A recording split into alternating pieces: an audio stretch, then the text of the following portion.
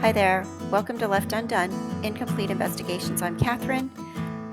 I wanted to just follow up with my last video that I posted on September 15th, 2021, with the actual police report of the incident that occurred between Gabby Petito and Brian Laundrie. It was reported by a person by the name of Christopher on August 12th, 2021 at about 4:39 p.m.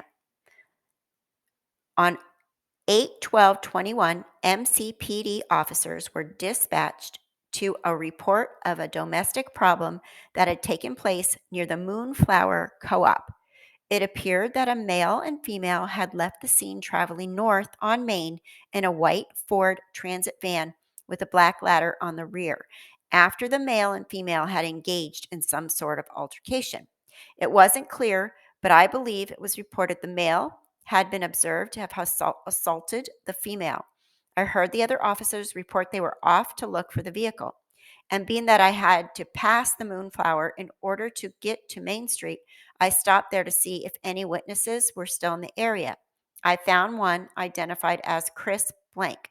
I took down his phone number and left the scene because I heard Officer D. Robbins tell dispatch he'd located the suspect vehicle near the turn to Arches National Park. I heard him state that upon initiating a traffic stop, he observed the vehicle leave its lane and strike the curb before stopping near the entrance to the park. This was written on August 13th. After I sat Gabrielle in the backseat of my car, I asked Brian to step out of the vehicle to speak with me. He told me they both suffer from blank, and although her blank is more advanced than his, issues between the two had been building over the last few days. This in turn caused them to argue more than usual. Brian told me neither he nor Gabrielle take medication for their blank. Brian explained that he and Gabrielle had been traveling together for the last 4 or 5 months. That time spent created emotional strain between them and increased the number of arguments. While arguing near Main Street, he had attempted to separate from her and so they could both calm their emotions. He got into their van and Gabrielle had gone into a manic state. Brian said Gabrielle, thinking he was going to leave her in Moab without a ride, went to slap him. As Gabrielle started to swing, Brian pushed her away to avoid the slap. As a result, Gabrielle off balance, but still caught Brian's face with some fingers, causing some minor visible scratches. Brian continued that when he had seen my lights, he thought Gabrielle had grabbed the wheel of the van and pulled it, causing the van to hit the curb. I observed some small scratches to Brian's right arm, and when I asked him about them, he supposed they must have happened when Gabrielle was trying to get his attention about being behind them with my lights on. This, however, was not consistent with Gabrielle's statement, further suggesting her confused and emotional state. After evaluating the totality of the circumstances, I do not believe the situation escalated to the level of a domestic assault as much as that of a mental health crisis. I then determined that most appropriate course of action would be to help separate the parties for the night so they could reset their mental states without interference from one another. And although they did express a desire to remain together, they both ultimately agreed to be separated until the following day. Accordingly, I was able to contact Safe Haven and get Brian a hotel room for the night. I instructed both Brian and Gabrielle to take advantage of this time apart to relax their emotions and regain control of their anxiety.